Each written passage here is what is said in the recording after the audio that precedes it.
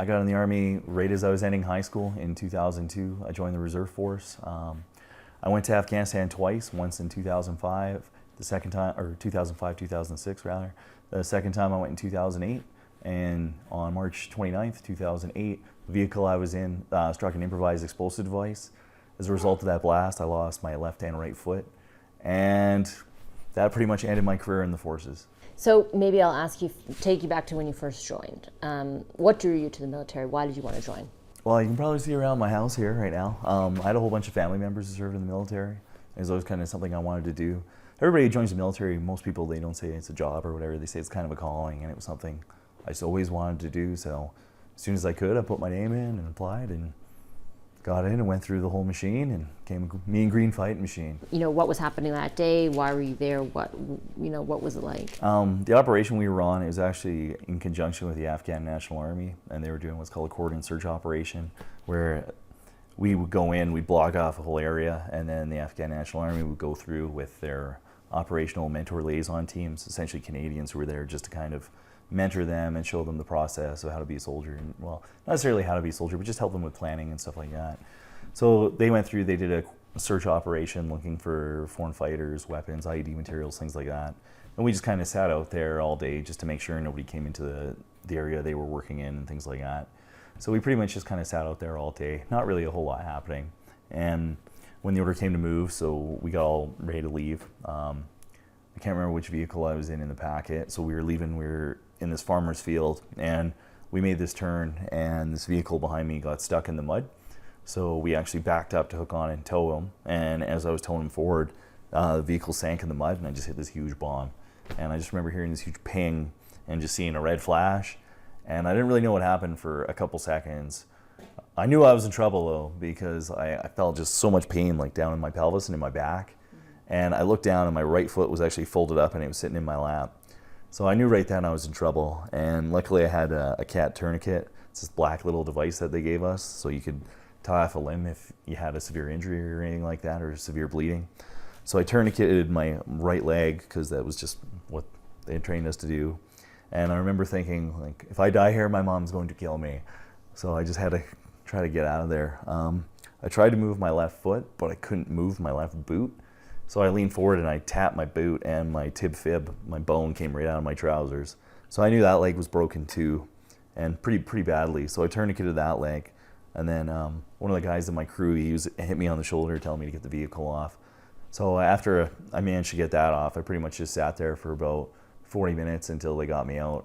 So my leg injury wasn't, well, my legs, plural, injuries weren't, that wasn't the most severe injury I had. Like, I fractured my pelvis rather severely. So I was actually bleeding quite a bit internally from that, because it's just a big bone, and when you break it, it bleeds quite a bit. So I just pretty much sat in there waiting to die until they were able to get me out. And I remember when they opened the hatch, it was just the greatest experience of my whole life. I just wanted to get out and just breathe fresh air just so I could die, because it was just so gross in there. And I was pretty sure I wasn't gonna make it, like, and just slowly gaining more and more normalcy back in my life. Like, I still had my chair and stuff like that, but now I seldom use my wheelchair. So it was a long haul for sure, and it was definitely hard on my family for sure. What was it like on you mentally? You know, it was pretty tough. Like, when I thought my life was over for sure. Like, I never thought I'd be able to walk very far. I thought I'd be spending most of my time in a wheelchair.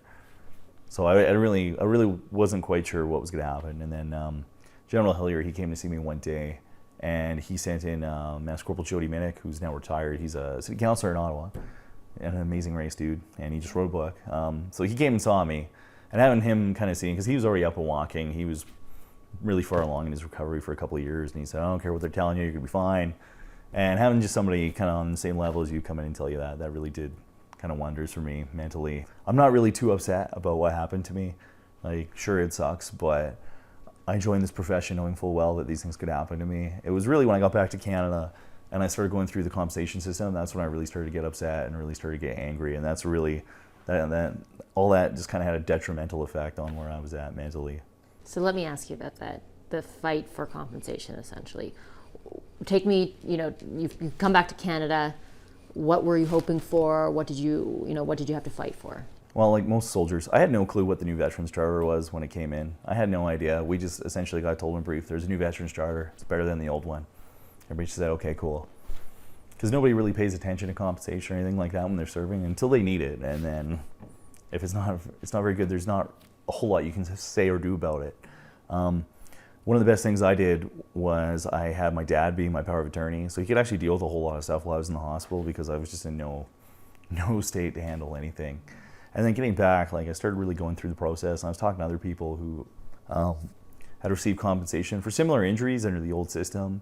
And I was kind of scratching my head as to the dollar figures I got awarded and just the way the system worked. And I really was left super dissatisfied about it. And when you're injured, especially as a soldier, so many people come and see you. You just have a wave of people and supporters saying, hey, if there's anything you need. And then I found I'd start bringing up these problems and these issues and just questions really about, hey, why is it like this for this person? Why is it like this for me? We served on the same mission. There's just a line in the sand drawn for compensation. And I really couldn't get any answers. Everybody would just say, oh, we're working on it. And then nothing would ever happen. Nothing would ever get action. And then it got to the point where I would bring it up so regularly and I would just be brushed off, and nobody really wanted to listen to what we had to say. Nobody really cared at all. So and when you say nobody, who were you talking to? Politicians at all level of all parties. Like they would act like they were interested, or they would really try to say, well, if there's anything we can do, and I would say there's lots you can do, and nothing would ever happen. But don't get me wrong, there was a handful of individuals who really stepped up, who would really bend over backwards for you to try to streamline the system for you and try to help you out with your chain of command and things like that. So I can't say it was all bad, but one particular instance, I had to meet a group of senators when I was in Edmonton, and that left me really distraught. And that actually it filled me with so much anger. I said I never wanted to talk to another politician again, because I just couldn't believe the things that were coming out of these individuals' mouths and the things they were saying to me as a veteran who I lost my legs, I lost my youth, I gave a whole bunch up for my nation, and they just didn't care about me at all. So if I were to ask you to suggest, 2 or 3, 4 or 5 very concrete things that could be done, what would you say? I'd say they need to bring back the lifetime pensions based on disability, not on rank. That would be a really good thing. I think there needs to be a cultural shift at Veterans Affairs to a service mentality rather than an insurance mentality. The other thing too is they need to look at the dollar figures that are awarded. Like, I know people say it's not about money, but at a certain point it kind of is, unfortunately. And those are the 3 big things. Like, it's really hard for me to kind of speak on it without getting super angry, because you can tell I'm getting a little fired up right now as I talk about it. And it's your life. Yeah, absolutely. Knowing what you know about the system, would you have served in the first place? I would have gone and served in the UK. Like, I have a real difficult time. I'm probably not the best recruiter for the Canadian Forces right now. Don't get me wrong, I had a great time in the Canadian military. There's a lot of good soldiers there.